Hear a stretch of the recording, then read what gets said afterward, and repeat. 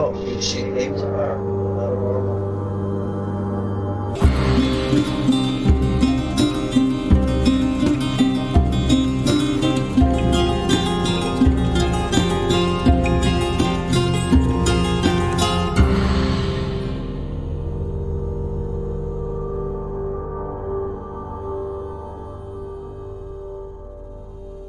Welcome to Strange Familiars. If you've seen something strange, a cryptid like Bigfoot, a ghost, a UFO, anything paranormal, and you'd like to share your story on the show, or if you know of a story you think we should cover, you can email us, strangefamiliarspodcast@gmail.com. Hello, Allison. Hi, Tim. We've entered the hot stage of the summer. Yeah. This is my least favorite time of the year because it's the time I feel least like hiking. Yeah. I sweat from now until the end of August. Well, we have so many other options of things to do right now. Yeah, right. So, June was basically Bigfoot month on Strange Familiars. I think it did appear that way. Every show was about Bigfoot, and we didn't even get the Where the Footprints End interviewing yet. Which means there will be more Bigfoot. There will be more Bigfoot. I actually have more Bigfoot banked, and I was trying to do something non-Bigfoot tonight. And then Bigfoot arrived. He always does. I can't seem to keep him away. We're talking with Al tonight, who has several stories of different strange encounters he had around British Columbia. But because it's British Columbia, we inevitably descend into Bigfoot talk anyway. So try as I might, can't keep away from the big guy. I'm glad everybody enjoyed the Through the Haunted Forest shows. We have more coming up. It's going to be multi-parts, but all the parts aren't going to drop in a row. Let's go ahead and get to Al's stories.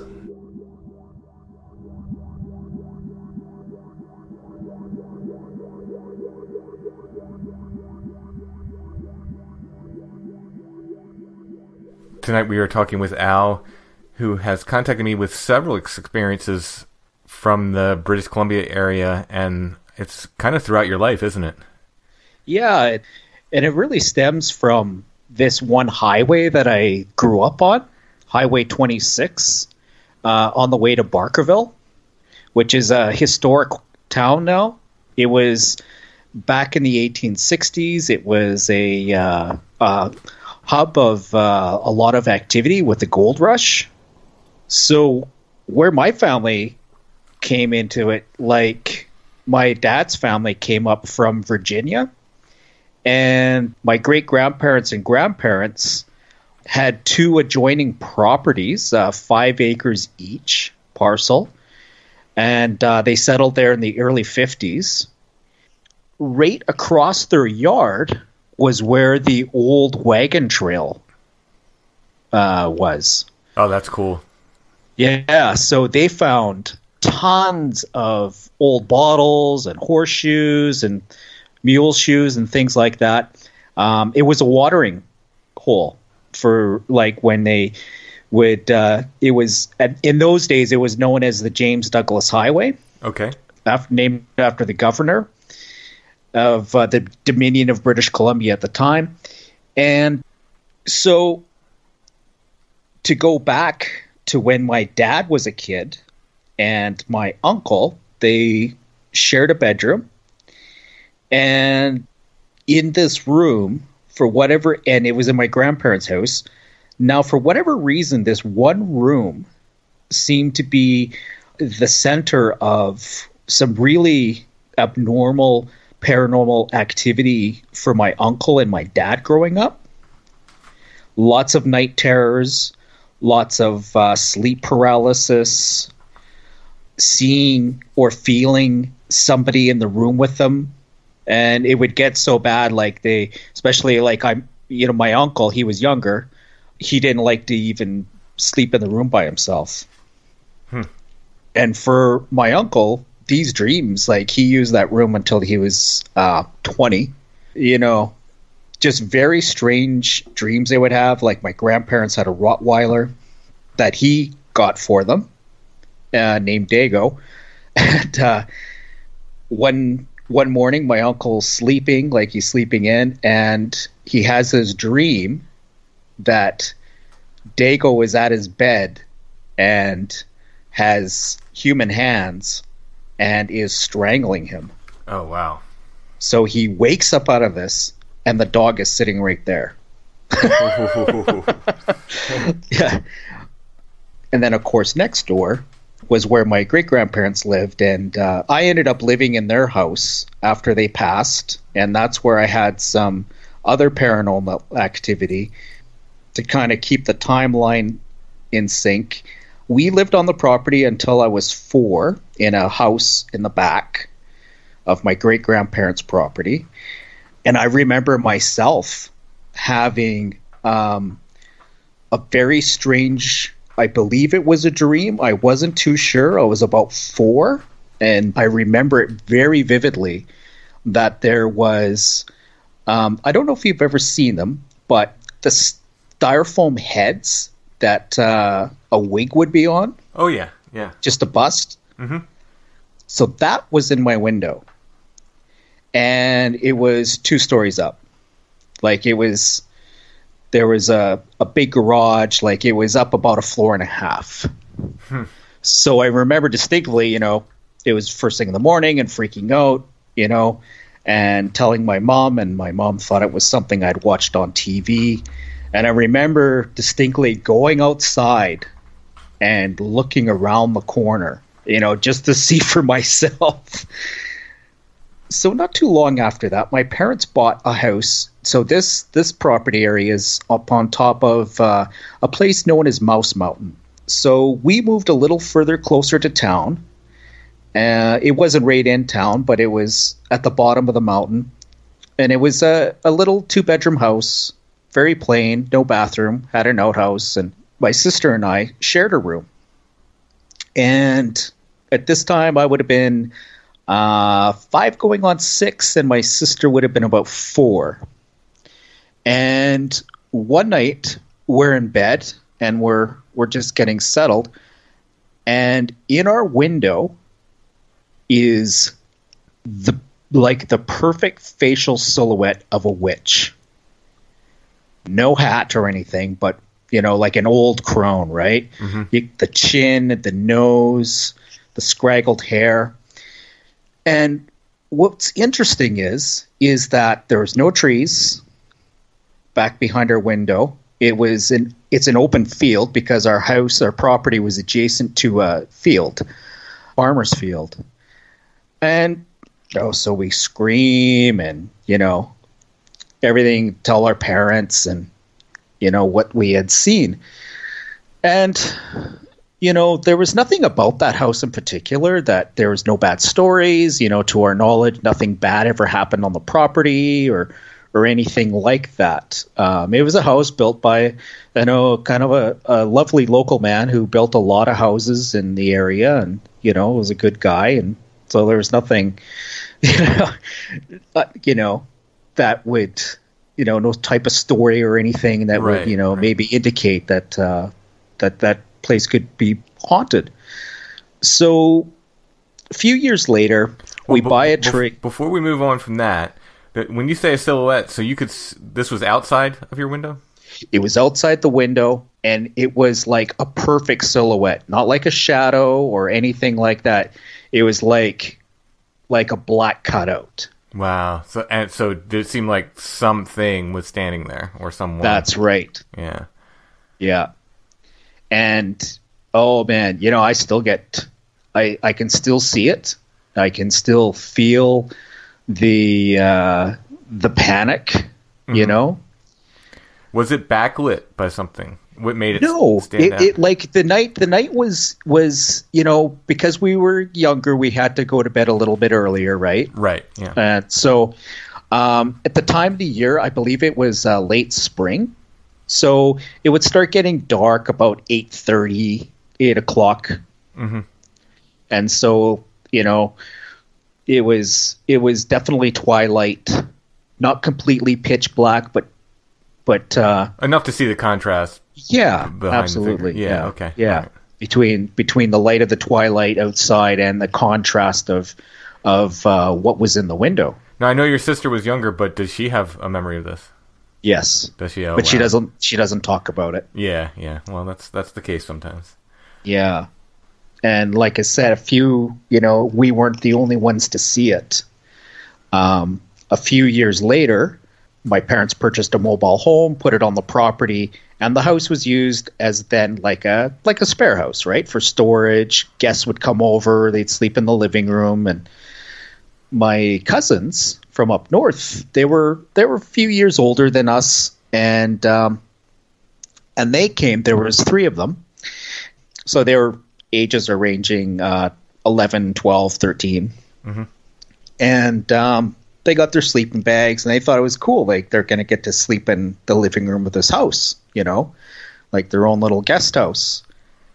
And they were sleeping in the living room, and there was a living room window in which is right in line with the bedroom window where we seen that witch, right, because the room is just adjacent to it. And the same thing, no foliage, just the back field through the living room window, and they had seen the same thing. They seen it outside, kind of similar light conditions, Mm-hmm. a little bit darker, but they had seen they said they seen a witch in the window. Wow. And that was, it was probably, I'm thinking 3-4 years after when we had seen, it would have had to been at least 4 or 5 years after we had seen it. Right. But you were vindicated. Yeah, like, see, because, sometimes kids see things, right? Oh, yeah, sure. It's, Yeah.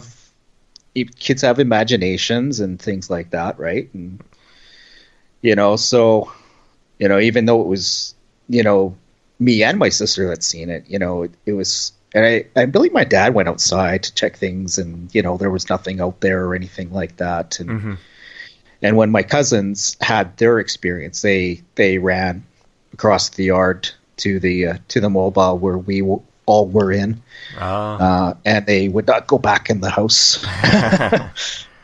That was it for them. But they described it the same way, same kind of silhouette. Yes. Mm-hmm. Yeah. And and to this day, I don't even know what it was. If it was a ghost or what it was, but something that was able to manifest itself to look like a witch, Right. like an old crone. Yeah. And like scaring kids, apparently. So Yeah, there you go. the house is tore down now, and but when I drive by it, I always think about it. Drive by the property, it still flashes into my head, like, what was that? Yeah, sure. I don't know if there's atypical haunting, but Yeah, no, but it certainly has these themes kind of pop up along with these things, where you get these similar themes again and again. Yeah, and that's and I only until recently had I heard about other people seeing witches like that. And for years and years I had heard, it seems so unique, right? Mm-hmm.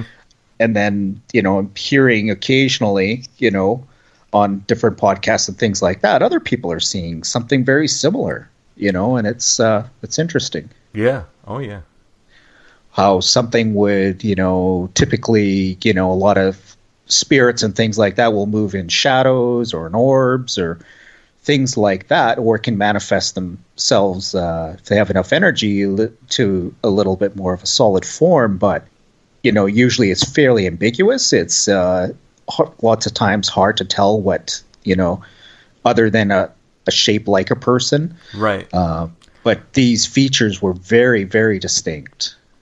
As far as the silhouette, the outline. Yes. Yeah. Yeah. Of the witch. Yeah. Yeah. The thing that keeps coming up is, when I talk to people, is this blacker than black idea that people say, or blacker than the night around it kind of thing. And so these, I guess they're shadow figures or whatever they are, but that does seem to keep popping up. Yeah. And the only time I had seen anything similar to that, I was in my early 20s, and I was living back up on Mouse Mountain, and I was living in my grandparents' house, my great-grandparents' house, after they had passed, and that was right by where the watering hole was. for all the miners and everybody going up to Barkerville, which was at the time in the 1860s a pretty major city. It had a population of 10,000 people, which was at the time the largest city west of St. Louis and north of San Francisco. Wow. And with that comes this whole huge history, right? They started building the James. It was just basically goat trails going up to the gold fields at the time. And eventually they built a road all the way from Vancouver and Fort Yale all the way up to Barkerville. And all of these communities throughout the province were all mile markers and stops and roadhouses. And those communities still exist today. So basically the infrastructure of our province, was created by this gold rush in the 1860s and the locale of Barkerville. So there's a ton of history all up and down, from Barkerville all the way down to the lower mainland. It must have been a pretty magical place to grow up and play as a kid. Oh, going up to the historical part, the town is still a historical town. It burnt down in 1868 and was pretty much fully rebuilt by 1880. And I worked there for a time, actually. My dad, he still works there. And I used to drive team in another location called Cottonwood, which is on the way to Barkerville.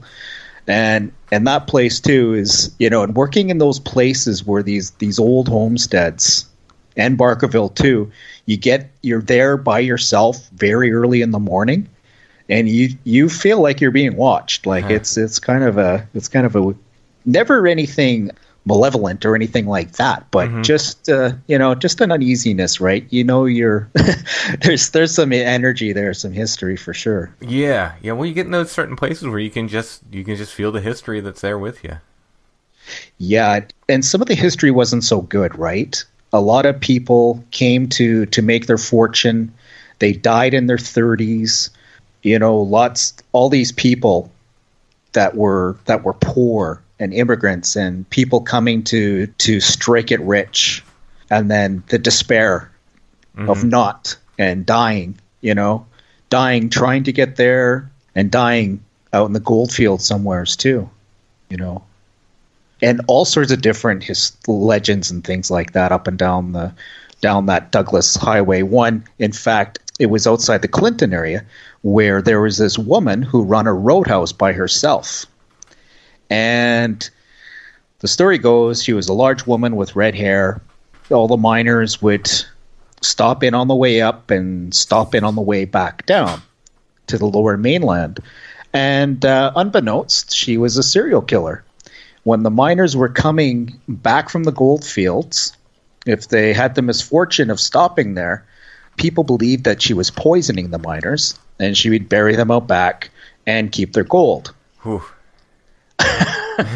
So, just different little things that, there's all the rich history and everything, but there's a bit of dark history there too, right? So sure, yeah.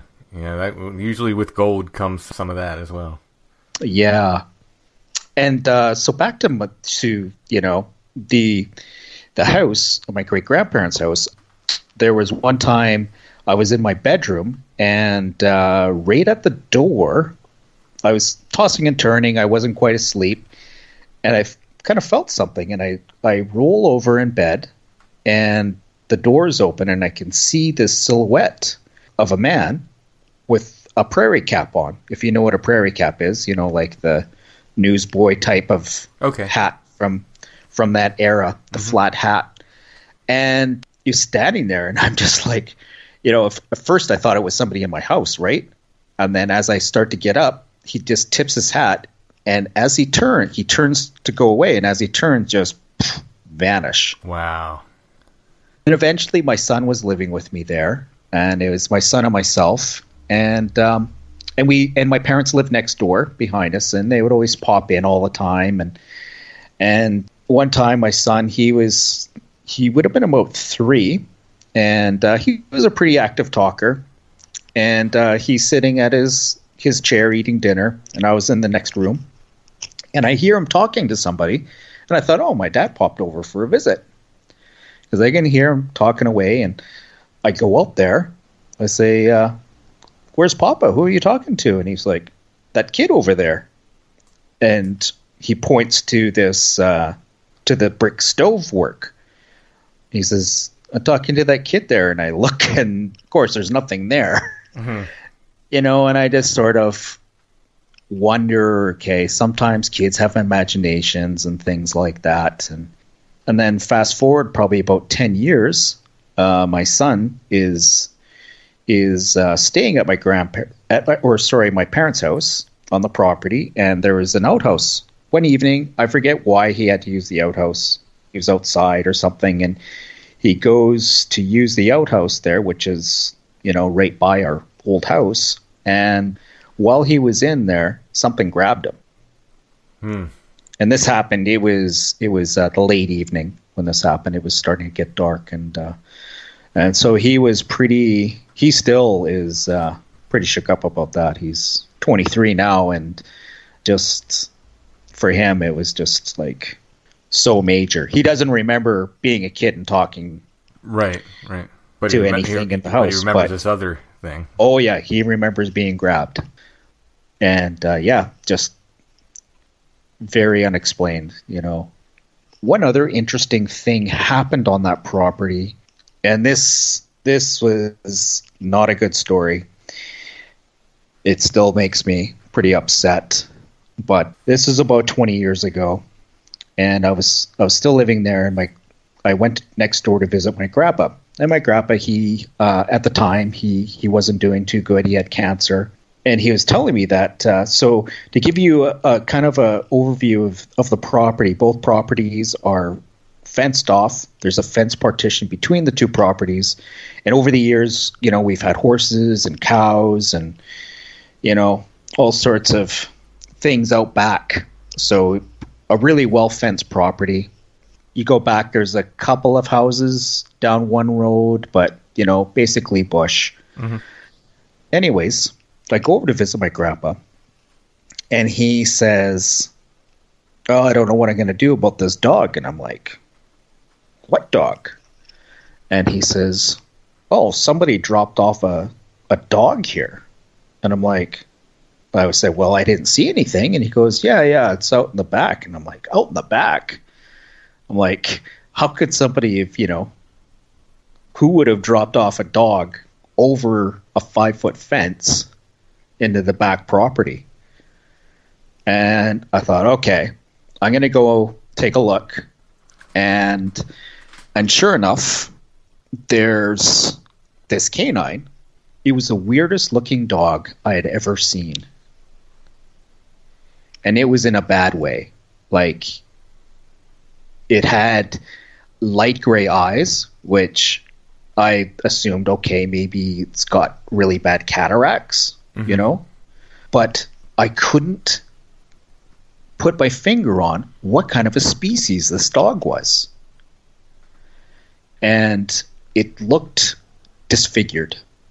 Like I said, it was wandering in a circle, in a small circle. That's all it was doing. Over and over and over again. And I went to it, it could hear me, and, approach it, and it seemed harmless, seemed friendly enough, but like I said, sometimes people around here, we get what's called koi dogs. Yeah, we have them. Yeah, and sometimes they can look amazing. Sometimes they're very beautiful dogs, and other times they look like the weirdest thing that was ever created. Mm-hmm. Something very unfortunate. Right, yeah. Yeah, you get that weird mix of coyote, wolf, and dog, and they can look pretty rough. Yeah, and so this dog, like it was just like nothing I'd ever... And I've seen lots of koi dogs before, and hybrids and stuff like that. I'm a dog lover, and very familiar with pretty much any breed around our parts. And what was troubling was how it was behaving and how it looked. It was a mess, and you could tell it was suffering. greatly. So my grandpa, he was too sick to take care of it, right? And so I told him, okay, well, I'll take care of it for you. That process didn't go so well. I love animals, and we were raised, hunting, fishing, all that thing, to really respect nature, respect animals, and to do things in a good way. And I'm about 20, and I figured, I'm in my early 20s. I figured, okay, I need, back then we just took care of things ourselves, right, out there. It took 5 shots to the head. Oh, wow. It would not die. And that, it still bothers me, right? And how I think about what was it and why did it take, another weird thing. Yeah. And sometimes, there's a couple other weird canine type stories. One was heading out to a remote fishing resort, a friend of mine and I and his wife, and this is way out in the bush, and we're coming along the road, and I see over on the bank what looks like a black German Shepherd. And I'm thinking, my mind's going, oh man, this dog is lost. Somebody must, got out, stopped for a minute. The dog got out. The dog's wandering lost. So, being the dog lover, I'm like the first one out of the vehicle to go approach his dog, see if I can coax it and take it to the resort and see if maybe its owners are there. And as I'm approaching it, I notice something peculiar about it. It starts to lower its head like a wolf. And I'm like, come on, boy. Calling it, trying to be nice. And as I get closer, I can see it has yellow eyes. And I'm just like, it is a wolf. And around here, you're lucky to see a wolf at 300 yards, right? They know you're there before you even know that you're there, type of thing, and they're gone. In the wild, I've seen maybe 2 wolves, and they're like, hundreds of yards away, and as soon as they see you or sense you, they are gone. So it was very, very peculiar because, I'm within 50 feet of this wolf, and while it kind of lowered its head, it then just calmly walked off into the tree line. I mean, as weird and unsettling as that must be, it also has to be incredible to get that close to a wolf. It was. Yeah. It was like I had a hybrid years ago, and that's different, right? It's raised in captivity, and it's 75% timber wolf and 25% husky malamute. This was something else, and why it behaved like that, I don't know if it was sick or dying or what it was, but it was very uncharacteristic behavior for a wolf. Yeah. Is rabies unusual up there? No. So it Bats are carriers, fox are carriers, coyote. It runs,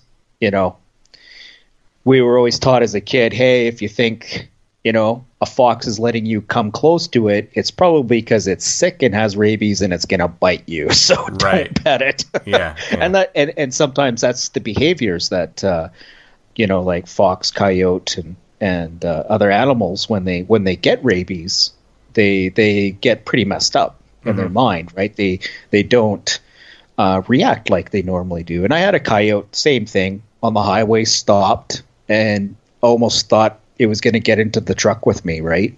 Give it a couple pieces of pepperoni, which you're not supposed to do. Do not feed the wild, but it was just the weirdest thing. The coyote was coming to me, but it didn't look sick. It looked pretty healthy.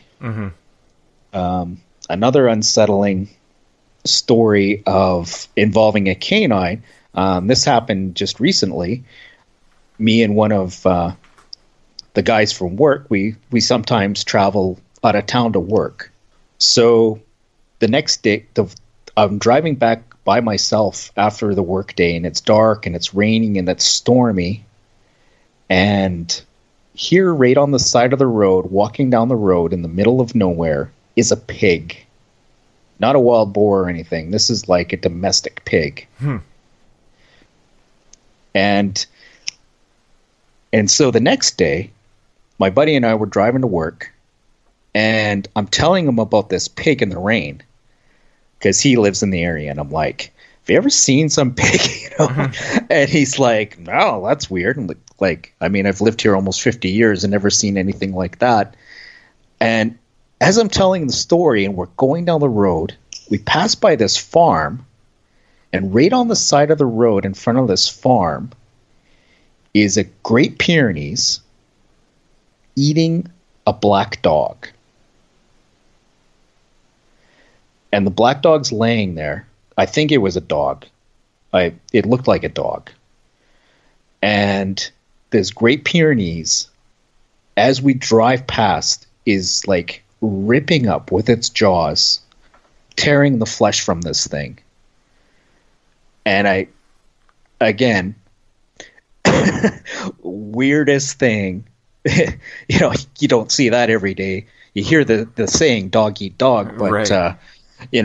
It certainly casts a new light on it. Yeah.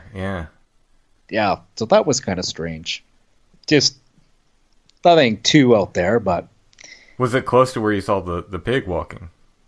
No, it wasn't actually. It was about 15-20 minutes further down the road.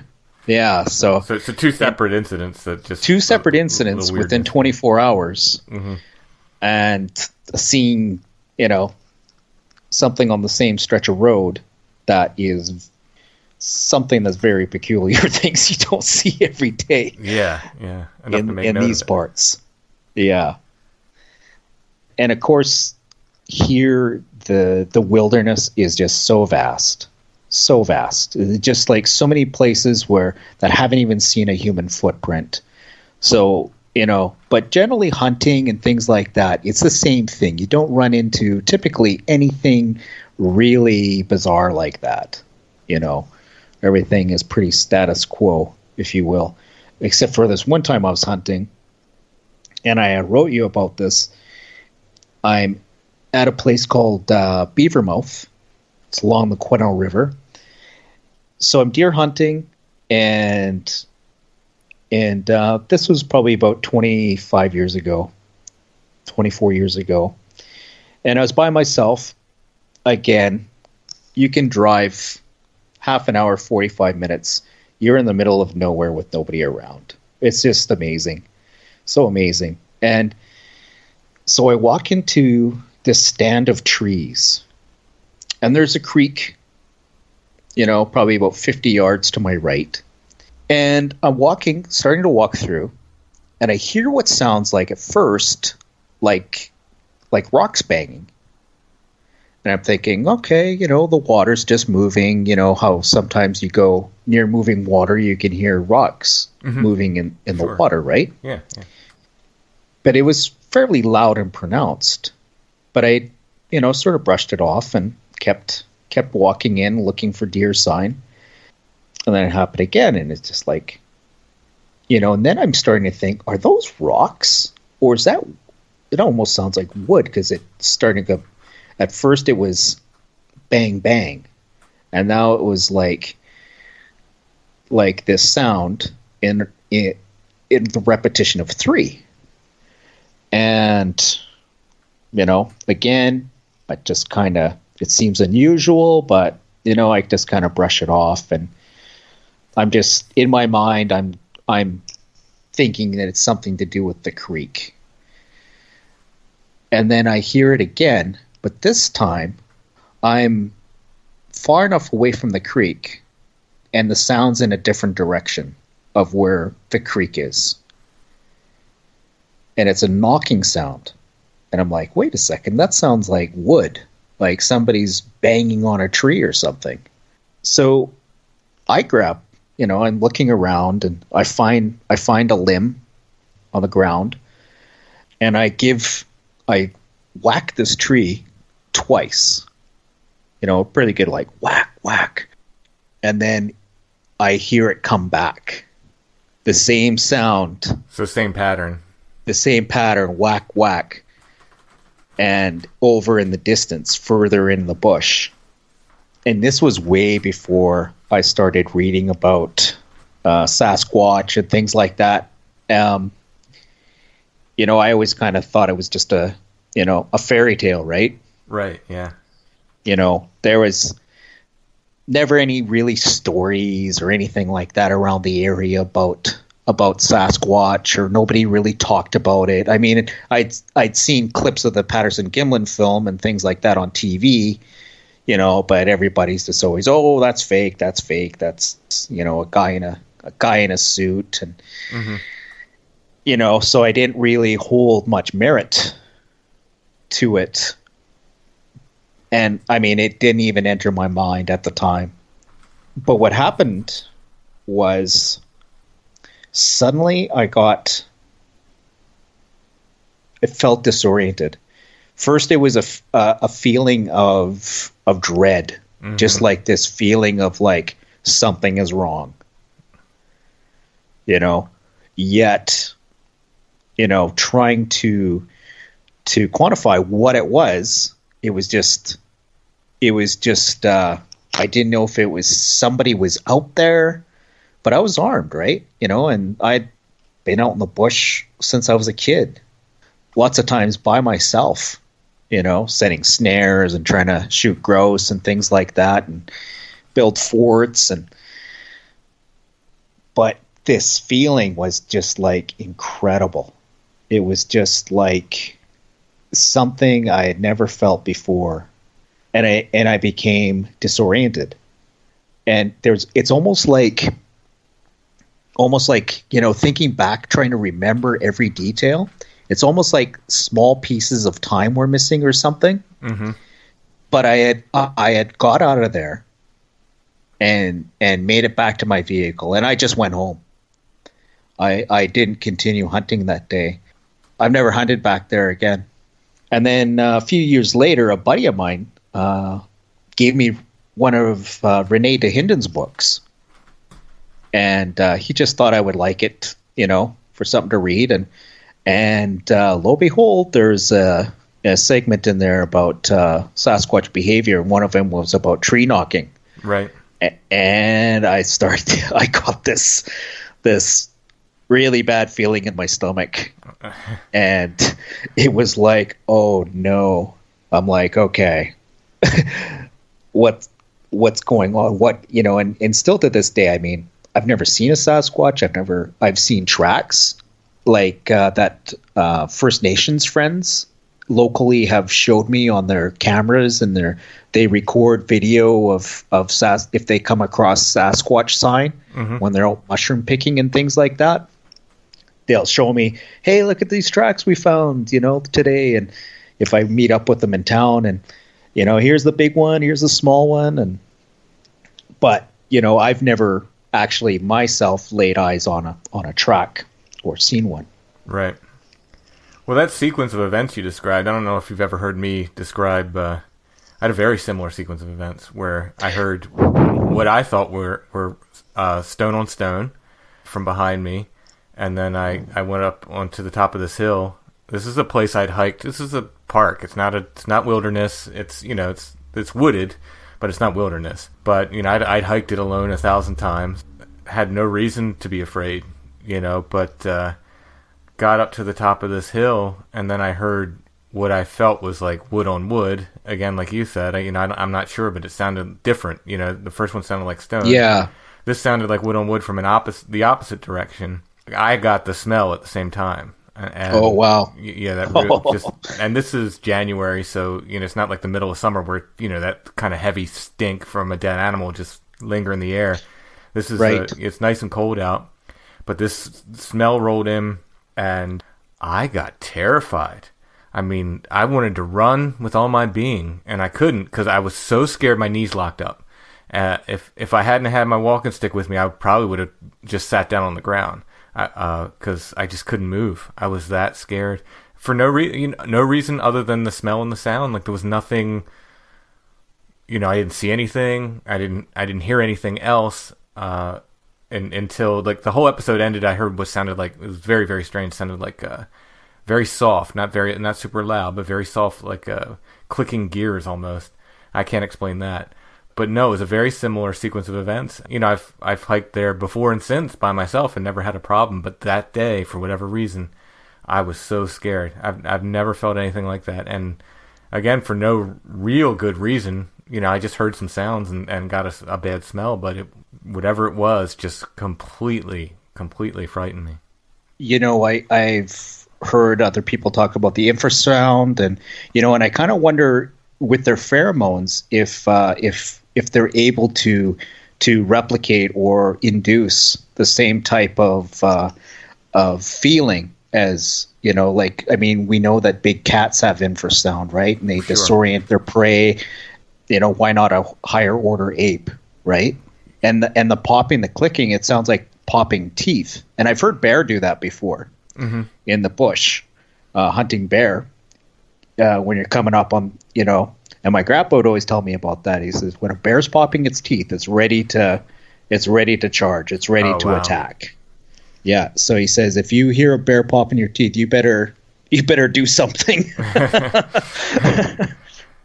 I used to have all these, as I learned about the subject, all these hard and fast theories, but now the more I know or think I know or learn or hear about somebody else's stories or experiences, I realize I know very little about this phenomenon. Yeah. Yeah, it's very difficult to pin down. And I always tell people, allow me to change opinions daily, because I feel like the only honest way to be anymore, where I just like one day let me think it's something supernatural, the next day I'm ready to hear evidence. I mean, because there's a lot of really good evidence that does make it sound like an animal or a relic hominid or something, something Absolutely. Somewhat natural. Yeah. Something that leaves hair, scat, and tracks. Yep. And if you believe, that Dr. Melba Ketchum actually got her hands on a piece of DNA down in Texas there, that study too, there's some people that believe the study and the science behind it, and other people dispute it. But then you've got other things like the Patterson-Gimlin film, that has been, gone over so many times. And and for me, that one comes down to like suit technology of the time. That's it. They just didn't have it. They didn't have the suit technology at the time. So until they still don't. Yeah. Well. Yeah. Unless you're using CGI, right? But that's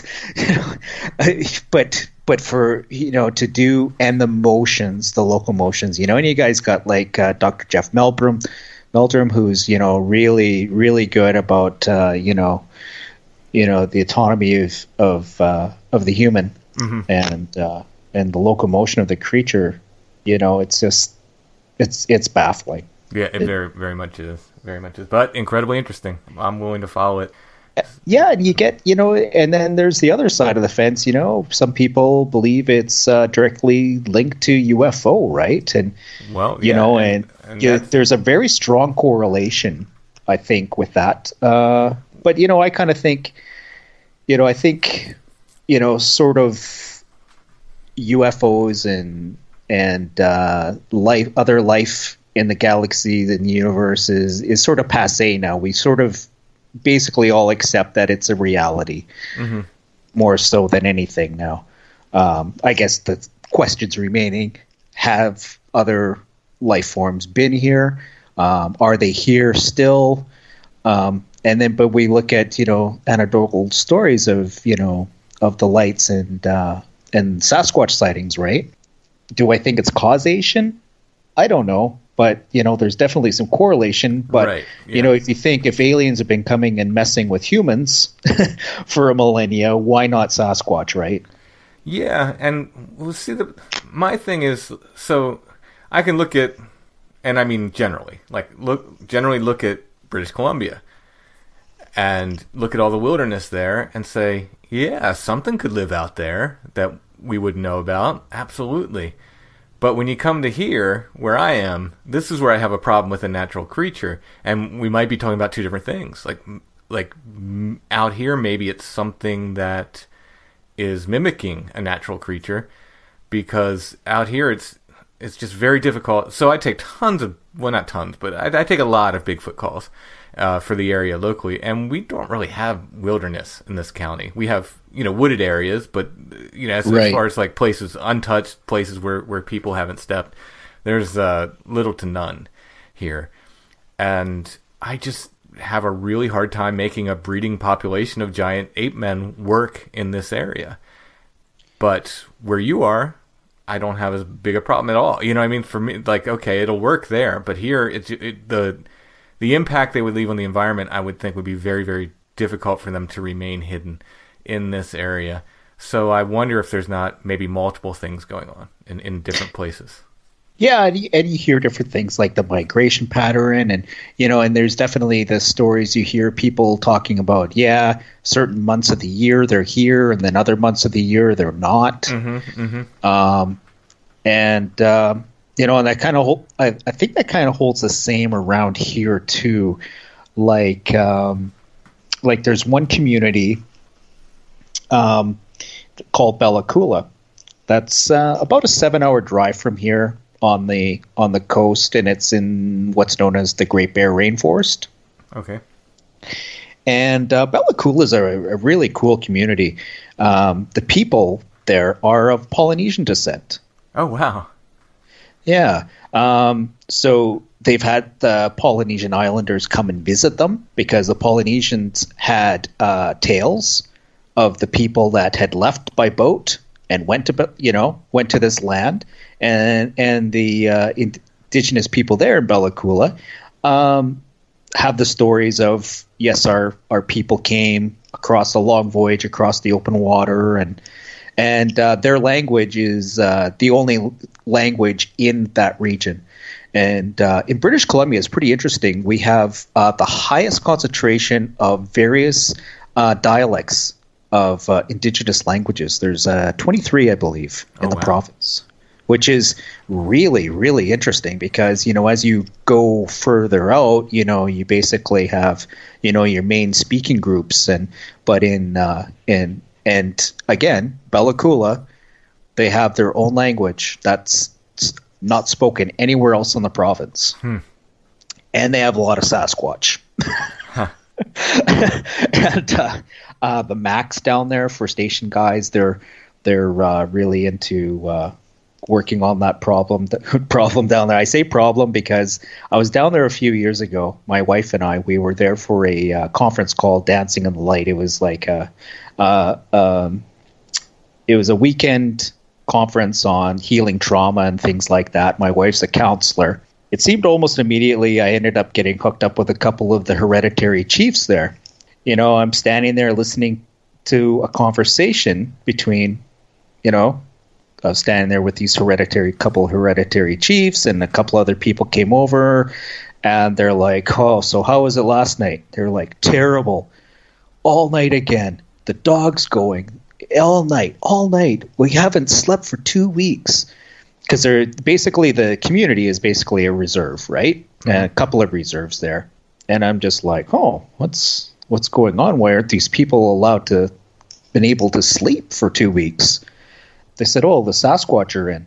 I'm like, oh.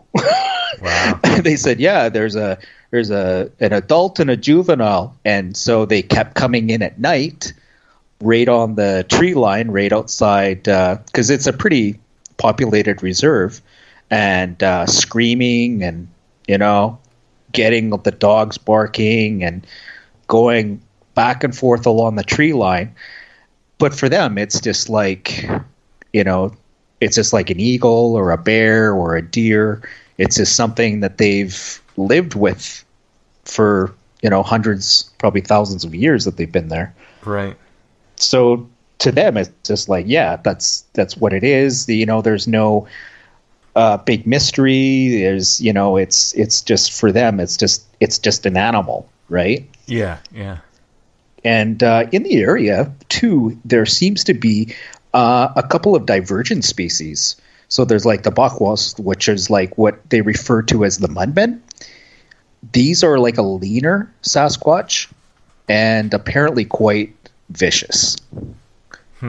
The other ones are more like your type 1, I guess, like your patty type. Patty type, yeah. And so when they're deeper in the rainforest picking mushrooms and things like that, that's typically the type that they see. But these other ones are, fairly mischievous and aggressive, and they've had, it just, their stories are just amazing. Some of them are pretty funny, some of them are scary. Mm-hmm. Well, they've had all these generations and thousands of years, living beside the phenomena, whatever it is, natural or otherwise. They've lived beside it, and they've just collected these stories and just added it to their tradition. It's amazing. Yeah, and in a very old story locally here, a First Nations reserve called NASSCO, about an hour away from the city I live in. When I was in college in First Nations studies, they were talking about the origin of their people. And the origin of their people was that they came to this area, to the NASSCO area, where there's the river and a volcano. So they liked this place and tried to settle down, but some creature was coming down from the mountains, and from this mountain, this cave, and people were going missing and things like that. And then finally they decided to send their warriors up there. And what was up there is described as a cannibalistic giant covered in hair and gruesome and all of these other things. And I remember my professor asking the class, so what do you guys think about that? She's Shipwemic, which is a people a little south of us. And I was just like, that sounds like a Sasquatch to me. She goes, well, could be, but that's part of their origin story, that they, in order for them to live and remain where they have for, however long they were there, they had to kill this creature up in the cave at the volcano. Yeah. It's just like, I sometimes with, with the Bigfoot shows and things like that, and in many ways, we're transcending that tradition. Like, it's anecdotal evidence. It's passing on the stories, right? This is what I've seen. This is where I saw it. Don't go there. Mm-hmm. Mm-hmm. And it's very much the same amongst the First Nations people, right? They pass down, it's knowledge, yes, and they're passing it down for a reason. Like, don't eat that berry. Don't touch that plant. Exactly. Don't crawl into a den with a bear. And if this creature comes howling, you stay away from it, right? Yeah. Don't leave your kids at the edge of the wood line. Yeah, and I think that's very important to point out, because in general, I consider myself a folklorist, not a scientist, as regards to recording these stories and so forth. But I don't consider that a dirty word, because folklore is different from fiction in exactly the way you pointed out. Because a lot of times these stories were, like you said, this berry will heal you, this one will kill you. This root is good for headaches, this root is, good for whatever, blank. And this is the kind of knowledge that was passed down. Well, the knowledge of these creatures, of these various paranormal creatures or folkloric creatures, whatever you want to call them, was passed down right the same way. And I believe there's a reason for that. Absolutely. They were teaching us how to deal with them. Yeah, it wasn't for entertainment value. Mm-hmm. It was for survival. And some of my First Nations friends that I talked to, their people say, those things were here before we got here. Mm-hmm. And so, depending on, the location and things like that, and it's probably safe to say that First Nations people have been here for, 20,000 years. Right. They've found more and more artifacts and arrowheads and things like that. So that's a long time. Yeah. So if those creatures were here before then, it's of course they're going to come across them, and and it just, all the stories, especially in BC, you hear them of even Bigfoot talking Salish, and being able to mimic language and different things like that, and and then back again to the mystical part. Like my friend, he's Nootka, and he's from Vancouver Island, and he says his people believe that they're a dimensional being, interdimensional being that come into this world to give birth to their young. That's what his people believe. Well, and I think did they see something that would lead them to believe that, or is it just because the Sasquatch are such adept creatures of nature that when you go to try to track them and stalk them or find them, they're gone, like they vanished into thin air.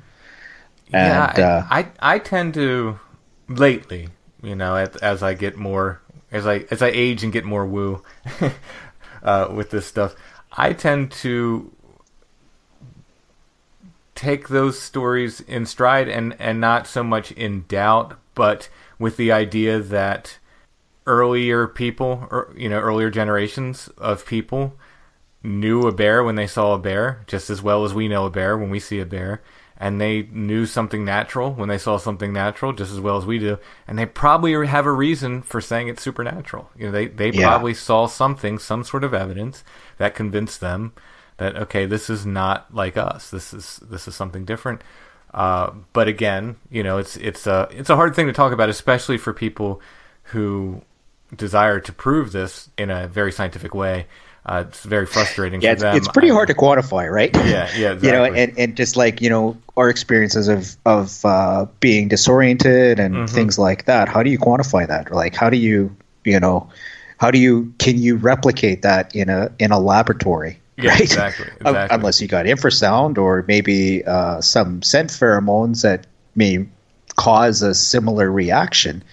It's and if that happened to people thousands of years ago here, and the infrasound and the smell and things like that knocked them into next week, I could see that they would definitely see that as a causation, right? That it's something complete, that it is something actually unnatural, but it is in existence. Right. If they have these various evolutionary advantages, they might as well be paranormal, is the way I look at it at this point. They have abilities beyond what we can understand that other natural animals have, a collection of abilities. So it's not just infrasound, it's infrasound, it's the ability to understand camouflage in ways that we have no clue of. It's super fast movement, super strength, the ability to realize that they could be being tracked and so forth. So it's this collection of evolutionary skills that make them a super animal, really, or a super being if they're some form of human. For sure. Which they've been crafting this for a millennia, or for whenever they had evolved, if they evolved from something, right? It's just amazing. Yeah, and it reminds me of the quote they said. What is it? And I'll get it wrong, but it's basically any technology can look like magic to someone who doesn't understand the technology. Basically, it's very similar, I think, in this. Is if they have this collection of natural abilities, this evolutionary advantage that's so far beyond what other animals have, then it's almost paranormal in as much as for one animal or one creature, one being, to have all of these evolutionary advantages. It's pretty incredible. Oh, absolutely. And sometimes it's in breeding too. Like we've got tracking dogs and things like that. We kind of know, they've got all these scent receptors, but it is dang amazing what a good tracking dog can do. Oh yeah. That in itself is like a superpower. Oh sure. Or something of otherworldly, right? Yeah. Well, if you don't understand how it works, it absolutely does seem like a superpower. It's just like, wow. These other creatures that we know exist and have these these different adaptations to thrive in their habitat and environment, and we just kind of that's just them. We accept that, but I don't want to get going down that street. Yeah, no, we could talk. I could go on for hours. Yeah, absolutely. Well, Al, thank you so much for sharing your stories. Thank you. I really enjoy your show. It's been a pleasure. It's just I like the way you branch out into the paranormal and you listen to people, and it's just great. Please keep up the good work. Well, thank you so much.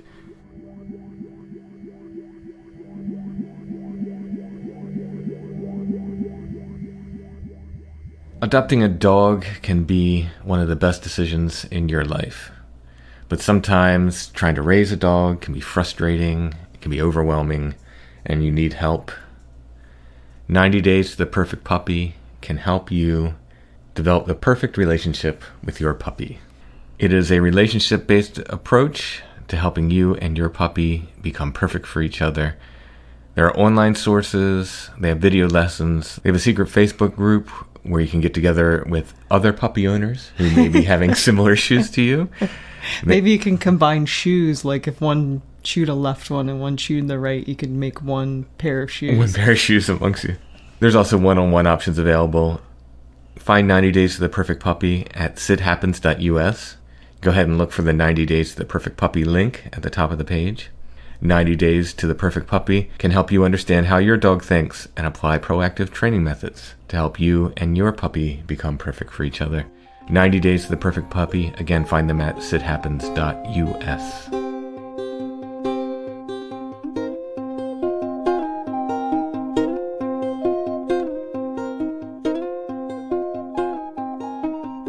So after the 2 Through the Haunted Forest episodes, we dropped Return to Pandemonium for patrons last week. So it was kind of a on-site week as well as a sort of adjunct part of the June Bigfoot episodes. Every month we do at least one full episode of Strange Familiars for our patrons. If you like what we do, if you want to hear more Strange Familiars and help us create the show, you can become a patron at Patreon. It's patreon.com/strangefamiliars. $3 a month gets you those extra episodes and other content, but there are all different levels there. You can check it out. Go to patreon.com/strangefamiliars. And of course, we want to thank our patrons for helping us make Strange Familiars. We could not make the show without you, so thank you very much, patrons. If you want to help and you don't like the idea of a monthly subscription like Patreon, you can go to strangefamiliars.com, look in the show notes under every episode. You'll find a paypal.me link where you can make a one-time donation. Everyone can help by sharing the show on social media, by liking and subscribing wherever you're listening, and by leaving us those nice 5-star reviews, which helps get the show in front of new potential listeners.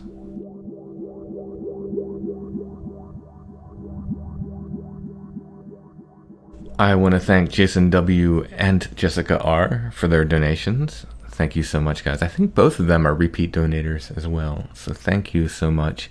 That's a big help. And we're on to photo of the week of some youths who have obviously been fishing. I thought I would go with like a summertime theme today. Or at least stealing other people's fish. Yeah. We don't in fact know that they were fishing. We only know that they have a stringer of fish. But we'll assume they were fishing. No, it's a really neat photo. It's really neatly composed, I think. Sort of dandy ruffians. Young no good nicks. They look suspiciously timeless in their clothing. They do, yeah. They don't look specifically of that era. Which is, you're guessing... I'm guessing like, what do you say, tens? Early, tens to teens, maybe? Early 1900s sometime. It's gelatin silver. If you look at it in the light, you can see the silver coming up. Mounted photograph. It's really cool. Again, if you're interested in starting a new hobby of collecting photographs and helping the show, you can find these in our Etsy shop, or you can go to the show notes under this episode. See an image of this photo. You can click on it. It'll take you to our Etsy shop where you can purchase this for $15. You can also purchase the artwork for this week's episode. My artwork for this episode, and I have other originals up there, although they're selling fairly well, so I have to add some more originals. Yeah, this week's is nice. It's like kind of a takeoff of the logo in a way. Yeah, I wanted to kind of do a play on the Awoken Tree logo. So you can purchase that there as well. I'll put that in the show notes too if you want to click on that. It'll take you to our Etsy shop. And of course, there's other photos of the week there. There are signed copies of Where the Footprints End. Unfortunately, not signed by me and Josh because we're in different states, but signed by me. and lots of other Strange Familiar stuff there as well. I will be able to sign on behalf of Josh with his signature. I've been practicing. Somebody had a great idea. They said, why didn't you make a book plate with your artwork and that you could both sign? Oh, yeah, that's a great idea. Yeah, well, a little late for that, but maybe we'll do that. In the alternate timeline, that's how it worked. Well, we'll do it, in time for Volume 2, perhaps. I'll do my best. There's a lot of work I have to put into Volume 2, so I might not have time to design a book plate. Oh, it's in your head now. You'll do it. We'll see. I'll do my best. But that's all in our Etsy shop. Shop name Lost Grave, one word, if you're on Etsy, or you can find links in the show notes at strangefamiliars.com. We will be back soon with more Strange Familiars.